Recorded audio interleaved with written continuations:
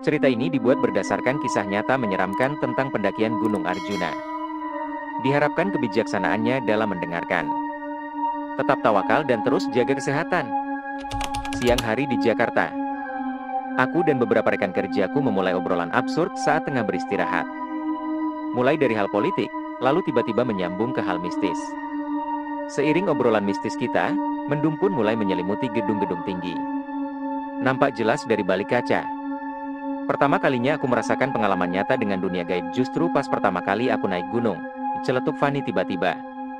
Semuanya tercengang. Bukan tanpa alasan. Kita baru saja membahas soal sejarah Nyi Roro Kidul dan Raja-Raja Mataram yang cukup bikin merinding. Emang kamu mendaki apa pertama kali? Arjuna. Jawab Fani. Ke Semeru yuk, diajak Ana pada Fani di sela-sela latihan teater kampus. Weh, kayaknya seru tuh. Sama siapa? Ditanya Fani sambil meminum aqua gelas. Ada temenku. Katanya mereka lagi pada nyariin temen buat mendaki. Jelas Ana. Ana adalah teman satu kampus Fani di Malang. Sudah 4 semester mereka berteman. Sebenarnya mereka beda jurusan. Ana di sastra Indonesia, sementara Fani di pendidikan bahasa Mandarin. Komunitas teater di kampus rupanya berhasil membuat mereka cocok satu sama lain. Walau begitu, 4 semester masih belum cukup untuk Fani benar-benar mengenal Ana. Rencananya, Ana dan temannya akan mendaki Semeru. Sebagai persiapan, mereka semua memutuskan untuk bertemu dan membahas rencana pendakian. Gak jadi ke Semeru? Ditanya Ana kesal. Kan sudah aku jelasin, Semeru lagi vegetasi. Jelas rimba, mas-mas kenalan Ana. Tapi aku ada alternatif. Kita bisa mendaki ke Arjuna, lanjutnya. Fani hanya mengangguk-angguk berusaha memahami situasi. Oh iya, ngomong-ngomong kenalin, ini Delta, Mustafa biasa dipanggil Topa, sama Shandi. Sambung Rimba memperkenalkan satu persatu teman satu kampungnya. Delta, anak Pak RT. Masih di tahun pertama kuliahnya. Perawakannya jangkung, dengan kulit putih. Rambutnya agak gondrong. Katanya sudah lama pingin gondrong. Sudah bukan anak SMA lagi, makanya bebas. Mustafa, tetangga Blok B, punya badan yang cukup gemuk. Kerjaannya lebih banyak di depan komputer. Akhir-akhir ini jadi lebih terbuka dengan Rimba. Kabarnya Mustafa pingin kurus supaya ada yang naksir. Mustafa mau diajak aktivitas fisik apapun itu. Pendakian ini juga merupakan pengalaman pertamanya. Shandi, hanya mas-mas random yang lebih senang nongkrong di pos kamling. Rimba mengajaknya supaya Shandi punya kegiatan selain nongkrong di pos kamling. Sementara Rimba sendiri, mas-mas karyawan bank swasta yang senang mendaki gunung sejak zaman kuliah. Selayaknya mas-mas Mapala, badannya tidak begitu berisi. Tapi cukup kekar dan gesit untuk naik turun gunung. Nanti masih ada 10 lagi. Tapi langsung ketemuan di pos aja. Soalnya pada sibuk kerja, jelas Rimba singkat. Hai, aku Fani. Sambung Fani canggung. Semuanya yang di ruangan mengangguk ke Fani. Paling bagus kita mendaki tanggal 26 hingga 28 Mei saja. Ada libur tanggal 27 sama 29, jadi aku bisa cuti. Tanggal 29-nya buat istirahat. Jelas Rimba diikuti anggukan kepala yang lainnya. Berhubung Senin 26-nya masih kerja, kita mendaki Arjuna malam aja habis aku pulang kerja. Lebih sepi juga, jika Rimba. Hah? Beneran? Tanya Ana terkejut. Rimba hanya mengangguk. Lagi pula alasan macam apa, biar lebih sepi, itu? Malam-malam di gunung mau seramai apa sih? Yakin gak apa-apa? Gak ada macan atau apa gitu kalau malam, timpal Fani. Gak kok. Tenang aja, jelas Rimba dengan tenang. Di sini Fani pertama kali muncak ya berarti, ditanya Rimba memastikan. Fani mengangguk. Si Topa juga baru pertama kali kok.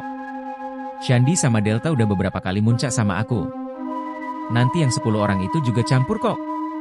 Ada yang pernah muncak, ada yang belum juga. Jadi santai. Cukuplah komposisinya, jelas Rimba meyakinkan. Sudah siap semuanya? Sebelum mendaki, mari kita berdoa menurut kepercayaan masing-masing. Dipimpin Rimba di depan pos awal pendakian. Semua menengadahkan tangan. Ada pula yang membuat tanda salib.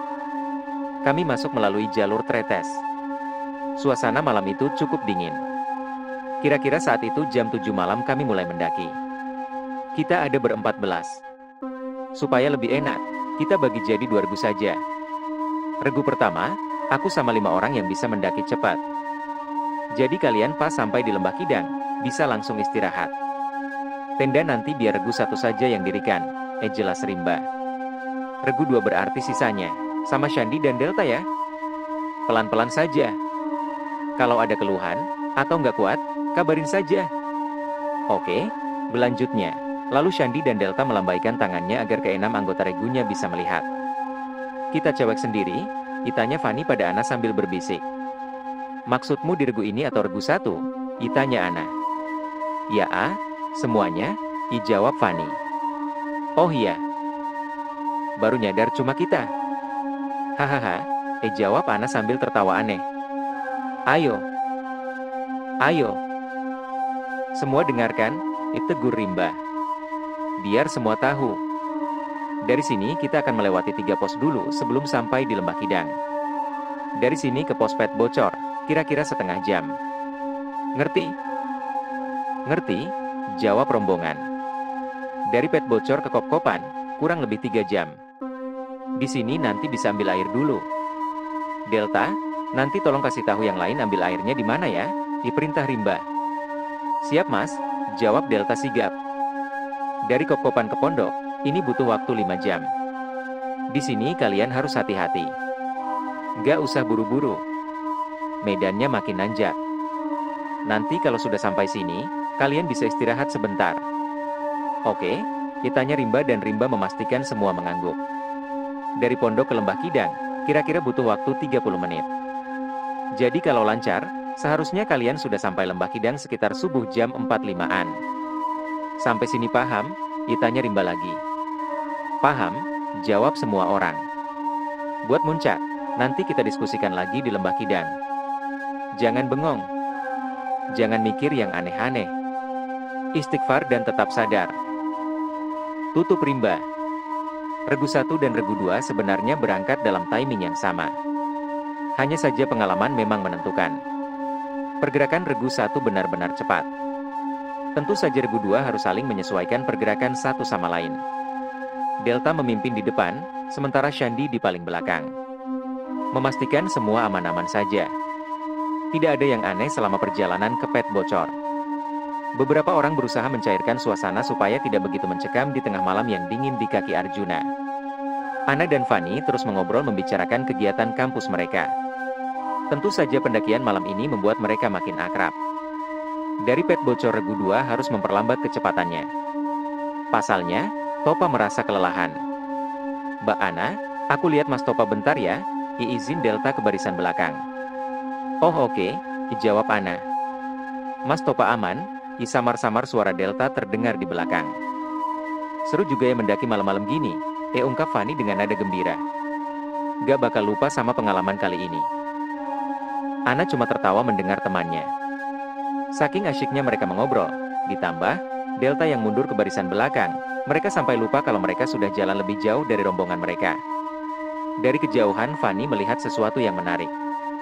Wow, ada desa ya di tengah gunung gini, ucap Fanny sambil menunjuk sebuah gapura yang ada di persimpangan. Ana hanya dia melihat temannya yang kegirangan melihat gapura tersebut. Gapura itu memiliki tiang merah yang cukup besar untuk berada di tengah-tengah hutan. Terdapat obor yang menerangi di kedua tiangnya. Tampak dari kejauhan keramaian warga yang tengah beraktivitas. Terdengar suara anak kecil tengah tertawa dan bermain-main. Kok gak ada nama dusunnya ya? Itu Lembah Kidang bukan sih? Ditanya Fanny. Ana tidak menjawab apa-apa. Kita kayaknya kepisah deh sama rombongan. Turun yuk, diajak Ana tiba-tiba. Ana dan Fanny bergegas turun dengan mengikuti rute yang sama. Tak selang berapa lama, mereka melihat rombongan regu 2. Topa tampak kepayahan. Ayo mas. Semangat. Kita udah dekat loh. Tinggal sebentar lagi, ucap Fanny menyemangati Mas Topa dan beberapa kawan yang kelelahan. Kalian dari mana? Ditanya Shandi cukup panik kepada Ana. Enggak, cuman sedikit ke atas duluan tadi, jelas Ana. Del, yang bener dong. Jangan tinggalin gini, sentak Shandi pada Delta. Ternyata nggak kerasa ya. Bentar lagi sampai, ditanya Fani pada Delta ketika Delta kembali ke depan barisan. Hah? Sampai mana Mbak? Ditanya Delta bingung. Sampai di Lembah Kidang kan? Dijawab Fani polos. Kita aja baru jalan sejam Mbak. Hahaha, jawab Delta sambil tertawa. Oh berarti yang tadi kulihat dusun doang, dijawab Fani. Delta hanya mengernyitkan dahinya. Tidak paham dengan apa yang dimaksud Fani. Mereka terus berjalan sampai di titik Fani dan Ana tadi mendahului. Fani tiba-tiba kebingungan. Nah, dusun yang tadi kita lihat mana ya? Tanya Fani sambil menarik-narik baju Ana. Tadi bukannya di sini ada belokan ya? Aku yakin banget di sini ada belokan. Terus di situ ada gapura merah. Iya kan? Ditanya Fani lagi penasaran. Gak. Udah lewat tadi. Besok aja lagi kita bahas. Jawab Ana terdengar resah. Masa sih udah lewat? Lagi pula mencolok sekali kok. Jawab Fani. Sudahlah. Besok saja kalau sudah turun gunung dibahas. Isanggah Ana? Regu dua terus berjalan hingga akhirnya mereka sampai di Kop-Kopan. Di situ, Topa memutuskan untuk berhenti. Delta lalu memimpin Fani, Ana, dan dua orang lainnya untuk melanjutkan ke pondok sampai akhirnya ke Lembah Kidang. Lalu beristirahat di sana. Dari Lembah Kidang menuju puncak, kurang lebih butuh waktu 5 jam. Nanti kita lewat Lali Jiwo, Pasar Setan, baru sampai ke puncak. Ngerti? Jelas Rimba. Semua mendengarkan sambil menikmati sarapan. Topa rupanya berhasil untuk tetap melanjutkan pendakiannya. Dengan dukungan dari Shandi, akhirnya mereka ber-14 kembali berkumpul di Lembah Kidang. Setelah berbagai sepak terjang yang mereka alami selama berjam-jam, akhirnya mereka sampai di puncak Arjuna jam 1 siang. Mereka semua menikmati puncak. Bergantian untuk mengambil foto dengan rombongan lain. Ada pula yang ngopi sambil bersenda gurau. Sampai-sampai lupa waktu. Gawat, celetuk Rimba. Kenapa? Tanya Shandi. Kesorean kita, jelas Rimba. Saat itu sudah hampir jam 3 sore. Seharusnya mereka turun dari puncak sejak tadi setelah jam 2 siang. Ini tinggal rombongan kita ya? Tanya Rimba. Mereka semua baru sadar kalau benar-benar tinggal mereka ber-14 yang ada di puncak. Tidak ada rombongan lain. Ayo, kita beres-beres. Segera turun, seru Rimba tanpa tidak seperti biasanya. Semuanya bergegas membereskan sampah dan apapun yang perlu dibereskan. Lalu bersiap-siap untuk turun dari puncak. Kira-kira sudah hampir jam 6 sore saat mereka baru setengah perjalanan dari puncak ke Lembah Kidang. Dari kejauhan, tampak awan gelap mulai menyelimuti sepanjang jalan. Angin kencang mulai menerjang. Kayaknya bakal badai nih, diucap salah satu dari rombongan. Baru saja kalimat itu selesai diucapkan. Tiba-tiba hujan deras langsung mengguyur mereka. Semua menepi, berusaha mencari tempat yang teduh. Walau sebenarnya tidak ada. Siapa yang bawa jas hujannya? Tanya Delta. Aku, teriak Fani lalu menurunkan karirnya. Mulai membukanya. Saat dibuka, Fani panik. Ia lupa kalau seharusnya jas hujan selalu ada di tumpukan paling atas. Sementara yang saat ini ia lihat adalah peralatan masak dan bahan makanan. Tenang. Satu-satu, ia ucap Shandi ketika melihat Fani panik. Fani kemudian segera membagi-bagikan jas hujan ke semua orang. Tiba-tiba saja Rimba berkata, semua ayo baris. Semua kemudian menuruti Rimba sambil memakai jas hujan. Mulai berhitung, instruksi Rimba. 1, 2, 3, 4, 5, 6, 7, 8, 9, 10, 11, 12, 13, 14. Lalu hening. Rimba kemudian mendekati Fani. Fan, coba bantu aku. Sekarang kita ada ber-16 nggak? Tanya Rimba. Fani balik badan. Lalu berusaha menghitung. 1, 2, 3, 4, 5, 6, 7, 8, 9, 10, 11, 12, 13, 14, 15, 16. Fani menoleh ke Rimba. Iya mas, kok 16? Tanya Fani bingung. Ia kemudian berusaha menatap Ana. Tapi Ana hanya berdiri diam. Tatapannya begitu kosong. Semua orang kemudian menoleh ke belakang. Dua orang yang berada di barisan paling belakang tidak terlihat begitu jelas wajahnya. Keduanya menggunakan masker, dengan ponco di kepala mereka. Badai dan juga redupnya cahaya saat matahari terbenam tidak membantu mereka untuk mengenali siapa kedua orang ini. Entah kapan mereka berada di belakang rombongan. Entah sudah berapa lama mereka ada di sana. Semua terdiam untuk beberapa saat, memandangi kedua orang ini. Kalian ngapain? Kenapa gak jalan? Tanya salah satu dari kedua orang tersebut. Suaranya surau dan tampak marah. Rombongan hanya terdiam. Kami mau pulang. Kalian harus cepat. Kami mau pulang. Mau pulang? Begitu ujarnya berulang-ulang. Akhirnya rombongan tersadar. Ayo cepat. Cepat, kata mereka sambil membereskan kekacauan sehabis membongkar karier. Mereka di belakang sejak kapan? Tanya Rimba memastikan kepada Shandi. Gak tahu. Mungkin regu lain yang memang mau turun. Kita barengin saja, jawab Shandi berusaha tenang. Rimba mengangguk, kemudian kembali ke barisan depan. Fani sendiri memastikan bahwa kedua orang tersebut ikut turun bersama mereka dari titik itu. Sampai tiba-tiba. Kenapa mas? Tanya Delta kepada Rimba. Kok? Rimba kebingungan. Jalannya bercabang? Ini pertama kalinya Rimba merasa bingung.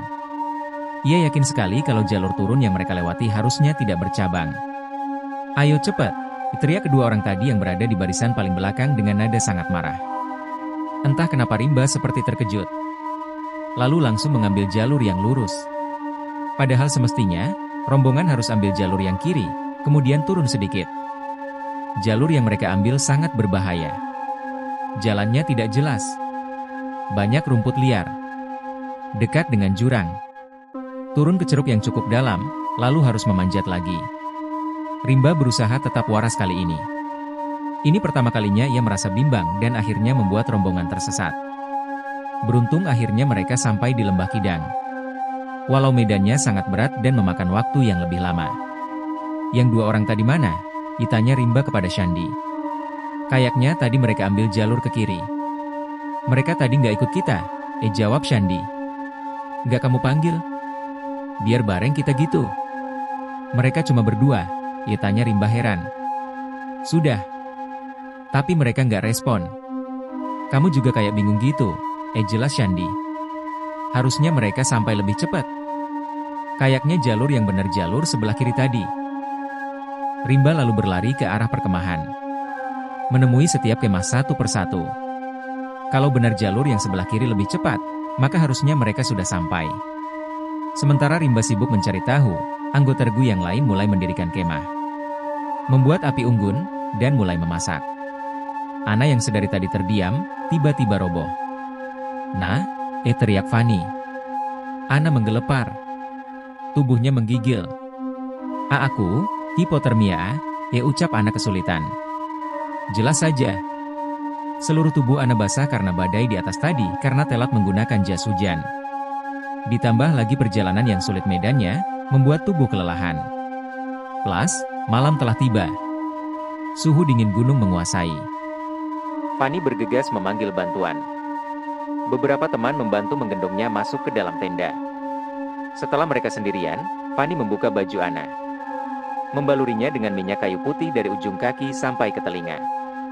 Lalu menggantinya dengan pakaian kering. Ana masih tampak menggigil. Fani kemudian memeluk Ana supaya hangat tubuh Fani bisa membantu suhu Ana stabil lagi. Fani merasakan betapa menggigilnya Ana. Dia berusaha menenangkan Ana yang masih tampak menggigil. Baru saja Fani merasa kalau Ana mulai tidak menggigil, Ana kemudian mendorong Fani keras-keras. Pergi kamu, teriak Ana. Nah, kenapa? Fani bingung. Pergi. Pergi. Pergi. Ana semakin menjadi-jadi. Oke nah. Tenang nah. Aku pergi, ucap Fani dengan nada bersalah lalu keluar dari tenda. Kenapa Van? Tanya Rimba panik ketika melihat Fani keluar dari tenda. Mata Fani berkaca-kaca. Aku ada salah ya sama Ana? Sampai diusir gitu, ya ucap Fani dengan sedih. Rimba yang sudah lebih lama mengenal Ana mengernyitkan dahi. Dia merasa ada yang tidak beres. Sebentar, ya ucap Rimba lalu ke tenda Ana. Pasti ada sesuatu, jelas Delta. Mbak Ana nggak mungkin sekasar itu, jika tanya sambil menepuk bahu Fani. Van, sini deh, rupanya Rimba sudah selesai menengok Ana. Kenapa mas? Tanya Fani tanpa khawatir. Aku mau tanya kamu. Kamu tahu nggak kalau Ana? Rimba terdiam. Ana kenapa? Ada sakit bawaan? Tanya Fani. Bukan. Kamu tahu nggak, kalau Ana itu bisa lihat makhluk halus? Jelas Rimba. Fani melotot. Merasa tak percaya dengan apa yang ia dengar barusan. Kamu sadar nggak, kalau sejak kemarin Ana makin jarang ngomong? Tanya Rimba lagi. Fani mengangguk, wajahnya makin khawatir. Dia bilang, pas kamu meluk dia tadi, di belakangmu ada sosok hitam, bermata merah, kukunya panjang. Ikut meluk juga. Jelas Rimba membuat Fani terperanjat lalu menepuk-nepuk bahunya sendiri dengan ketakutan. Terus gimana mas? Tanya Fani bingung.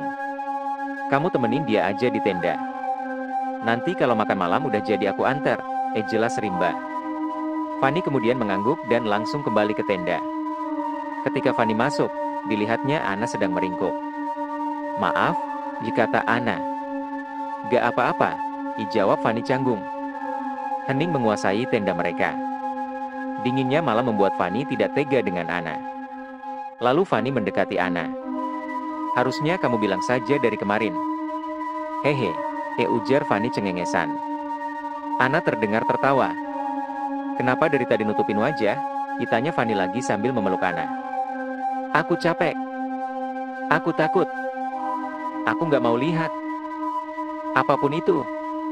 Yang ada di sini, sekarang. Jelas Ana dengan suara terpendam oleh dekapan kakinya sendiri. Fani memahami rasa lelah Ana, kemudian memeluk bahu Ana dan mengelus-elusnya agar lebih hangat. Makan malam siap, teriak Rimba dari luar tenda. Bentar ya. Aku ambilin makan. Nanti aku suapin mau? Tanya Fani. Ana mengangguk lemas. Fani kemudian keluar menghampiri Rimba yang ada dekat api unggun dan baru saja menyiapkan makanan untuk diantar. Loh kok kesini? Kan udah aku bilang nanti aku antar, tanya Rimba. Gak apa-apa mas. Gak enak sama mas Rimba. Pasti capek juga. Jelas Fani kemudian menerima makanan yang diberikan oleh Rimba. Gimana Ana? Aman? Tanya Rimba khawatir. Udah mau ngomong sih. Cuma tadi nggak mau buka mata. Takut katanya. Jelas Fani, lalu Rimba hanya terdiam. Ya udah mas, aku balik dulu ya.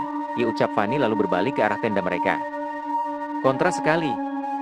Walau Fani mengalami kejanggalan bersama rombongannya, tapi rombongan lain tampak tidak terpengaruh. Mereka tampak bersenang-senang di tengah api unggun. Bernyanyi, menari, ataupun saling bertukar kisah. Di dekat api unggun, Rimba mengobrol dengan Shandi. Aku udah cari di semua tenda, ujar Rimba. Terus, tanya Shandi. Gak ada yang merasa melihat dua orang yang sama kita tadi. Ataupun merasa kehilangan dua orang dari rombongan. Atau juga sekedar papasan sama mereka, jelas Rimba. Jadi, tanya Shandi lagi sambil berusaha menikmati makanannya.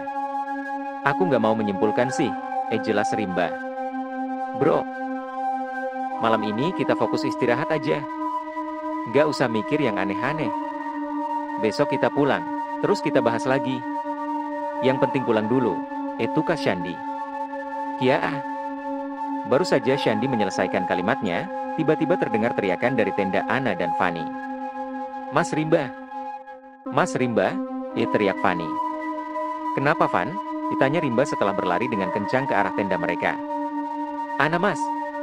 Ana, seru Fani sambil menunjuk-nunjuk tenda. Rimba bergegas membuka tenda Ana. Dilihatnya Ana tengah terduduk kaku.